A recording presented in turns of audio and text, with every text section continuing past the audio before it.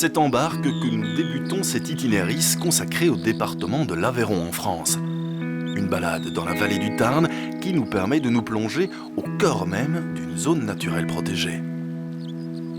Depuis la sortie de la ville de Millau, en fait, on est sur une zone naturelle protégée. Donc à partir de là, on ne modifie plus l'aspect visuel. Même les arbres plantés, normalement, se doivent d'être rustiques, quoi. C'est ici, au détour d'un méandre, qu'apparaît au loin Père, un des plus beaux villages de France, un ensemble semi-troglodytique qui semble littéralement accroché à la colline. D'ici, on a l'impression que les maisons qui sont sur la partie haute sont collées complètement à la falaise, mais ce n'est pas le cas. Ce sont d'anciens remparts. Quand on marche tout en haut, on s'aperçoit qu'il y a un léger couloir derrière qui permettait aux villageois, en cas d'invasion, de s'abriter derrière cette rangée de maisons et d'aller se faufiler sur le côté de l'église dans la zone défensive. En remontant la rivière, c'est un autre chef-d'œuvre plus contemporain, celui-là qui saute aux yeux. Là, 245 mètres au-dessus de nos têtes, le viaduc de Millau s'inscrit parfaitement dans le paysage local, un ouvrage d'art signé par l'architecte Norman Foster. Le souhait esthétique, on le dit souvent, c'était de planter des aiguilles dans la vallée, le tablier comme le fil qui passe au milieu du chat de l'aiguille. Les caractéristiques, c'est vrai que c'est l'esthétique qui nous vient toujours en premier lieu, mais bon, pour autant, il y a quand même bien entendu d'abord et avant tout des contraintes. Le vent, entre autres. Le vent souffle en rafale dans le sens de la vallée, est-ouest ici. Aussi, on peut s'apercevoir que chacune des piles est divisée en deux, à chaque fois à 90 mètres du tablier, dans le sens de la vallée, dans le sens des vents dominants. Le tablier lui-même est, comme on dit, profilé comme une aile d'avion retournée. Il est capable de se déplacer latéralement lorsqu'il a beaucoup de vent. Et comme il est assemblé et qu'il n'est qu'acier, il se dilate l'été. Il peut prendre, on parle de 80 cm à chaque extrémité au niveau des joints de dilatation. Donc on a affaire à un roseau, c'est ça sa priorité. À quelques mètres à peine du viaduc, un point d'information renseigne sur l'ensemble des activités du département, mais aussi sur les spécialités gastronomiques du coin. Des productions nombreuses mises en avant par Michel et André Bras qui mettent un point d'honneur à choisir de petits producteurs locaux pour leur fameux capucin. Par exemple là, c'est un capucin au bœuf de l'Aubrac et rétortilla, donc c'est sûr que c'est un petit peu le nord du département. Et donc c'est du bœuf que je suis en train d'arranger à l'intérieur. Le capucin qui est tout chaud va réchauffer ce bœuf. Un petit coup de moulin. Et puis, on va y glisser à l'intérieur le rétortilla. Rétortilla qui est une fabrication, une production à base de fromage et de tomes de l'aïeul. Donc il est gratiné. Évoquer cette gastronomie aveyronnaise sans un détour par le village de Roquefort est tout simplement impensable. Ici, dans ces interminables caves creusées sous la roche, ce sont des milliers de fromages qui attendent patiemment la fin de leur affinage. Les caves de Roquefort ont été construites avec l'effondrement de la falaise du Combalou, c'est-à-dire qu'il y a eu un éboulement, et puis ils ont profité des infractuosités qui se sont créées naturellement dans l'éboulement de la falaise pour bâtir les caves à l'intérieur. On reçoit des pains de fromage qui arrivent des fromageries, et puis ils sont positionnés en cave de champ, comme ceci, de façon avec un vide entre les fromages, de façon à laisser un passage d'air. Et là, le pénicillium va occuper l'espace à l'intérieur du pain, c'est-à-dire qu'il va envahir progressivement la pâte et il va colorer l'intérieur du fromage. À ce stade-là, vous verrez, il n'y a pas grand-chose d'apparent dans le fromage, puisque ces fromages-là ont quelques jours. Donc vous avez une pâte bien blanche avec des cavités à l'intérieur où devrait se développer le champignon.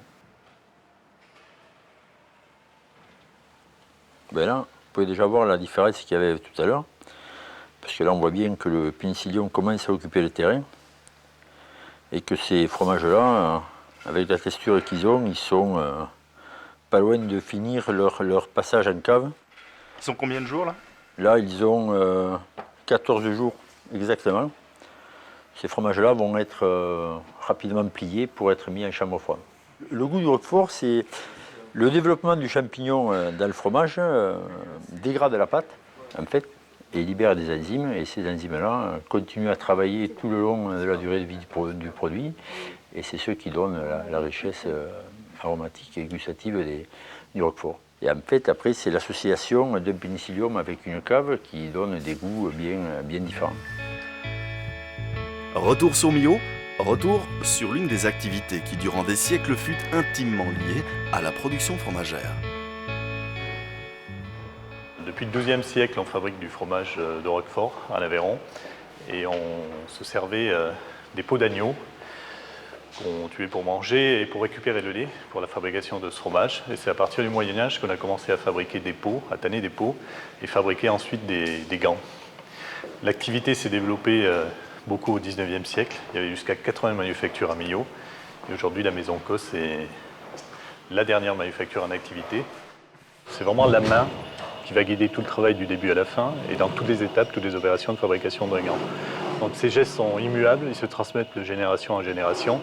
Et le travail du cuir, en l'occurrence le cuir d'agneau et pour la fabrication de gants, c'est un cuir spécial, c'est un cuir qui est très souple, qui en fait s'étire et il n'y a aucune machine qui peut maîtriser ce travail-là, il n'y a pas de programmation, aucune machine automatisée, c'est vraiment la main qui va guider dans toutes les opérations de cette fabrication. Nous, ce que nous essayons de travailler, c'est vraiment le gant bijou de main, c'est-à-dire des gants qui se remarquent, des gants remarquables. Et on travaille essentiellement l'agneau, mais après on peut travailler des matières un peu plus luxueuses comme le python, le crocodile, des matières très luxueuses. Donc la tendance c'est d'avoir un gant très original, je dirais.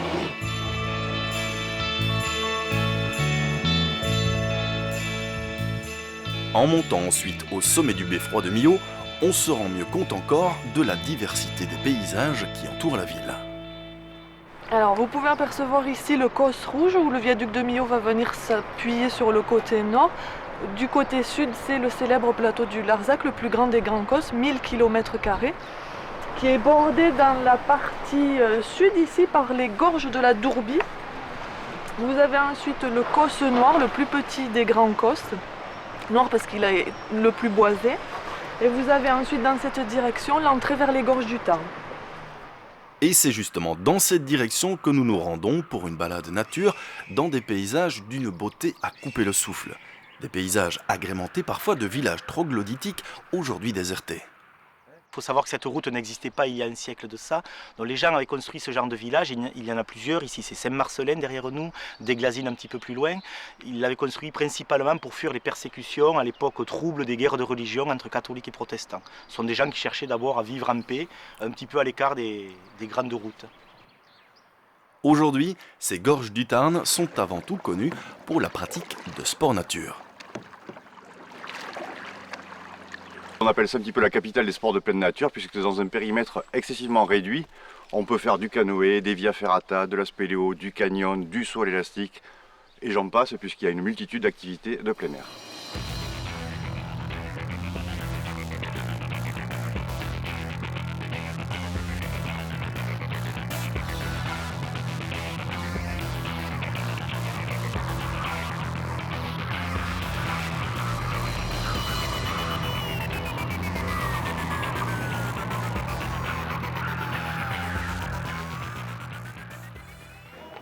C'est pourtant à pied et par de petits chemins de traverse que nous rejoignons ensuite Conques.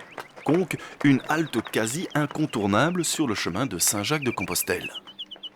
Alors nous sommes un site majeur du chemin de Saint-Jacques-de-Compostelle sur la route du Puy-en-Velay et ce depuis le XIe siècle puisqu'on est basé stratégiquement sur la route, l'ancienne voie romaine qui partait du Puy qui allait jusqu'à Cahors et que progressivement on va s'amplifier ce chemin de Saint-Jacques qui va reprendre de l'ampleur dans les années 80 et nous accueillons toujours un grand nombre de pèlerins à Conques. Alors ici vous avez une vue plongeante sur les toits de Conques, la particularité de cette toiture faite de schiste avec cette pente si particulière. Et bien sûr c'est ici qu'on se rend compte que l'abbatiale est au cœur de ce village puisque les maisons progressivement à partir du XIIe se sont greffées autour de cette abbatiale. Des maisons parfaitement préservées, une volonté des habitants mais aussi des autorités locales qui ont réussi à imposer un règlement très strict pour garder l'âme du village.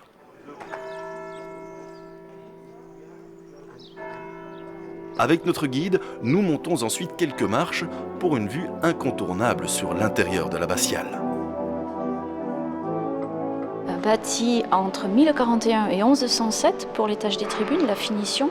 C'est un des joyaux de l'art roman au niveau de l'architecture, de la sculpture et notamment pour cette partie haute qui est seulement accessible accompagnée pour la découverte des chapiteaux romans, la collection impressionnante des chapiteaux romans et les perspectives impressionnantes également. Dernière halte déjà de cette visite, mais cette fois dans le cloître de l'abbatiale. Un cloître abritant plusieurs éléments majeurs du patrimoine de Conques. La fontaine de Serpentine avec des atlantes, des petites figures qui sont là comme pour protéger la fontaine, qui sont un témoignage d'un art tout à fait particulier de l'art roman qu'on appelle l'art du grotesque. Alors l'autre élément majeur de ce cloître, c'est la salle du trésor d'orfèvrerie qui enferme la collection unique en France de pièces d'orfèvrerie cachées pendant la Révolution française, dont la fameuse Majesté de Sainte-Foy, toute sertie d'or et de pierres précieuses. Si ce trésor n'avait pas été caché, il aurait été réquisitionné par les révolutionnaires et tout ce qui était or et métal précieux aurait été fondu. Les pierres précieuses, bien sûr, auraient aidé à financer les frais de la Révolution, ce qui s'est passé dans d'autres édifices religieux. Juste au-dessus du village, un autre passionné a lui décidé de tirer parti d'un terroir et d'une exposition exceptionnelle pour produire l'une des plus belles découvertes de la région.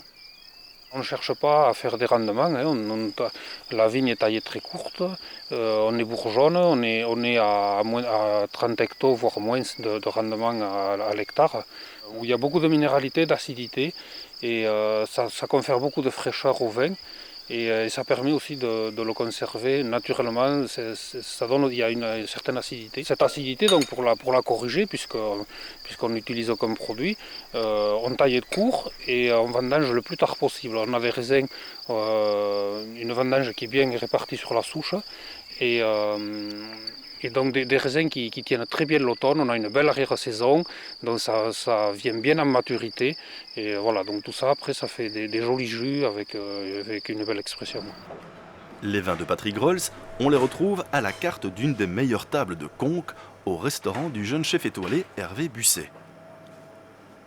Un chef ayant réussi à marier parfaitement les produits du terroir bien entendu, mais aussi les herbes cultivées à même le jardin et les saveurs venues d'ailleurs, du Japon entre autres. Une adresse idéale donc pour terminer en douceur cette escapade avéronaise.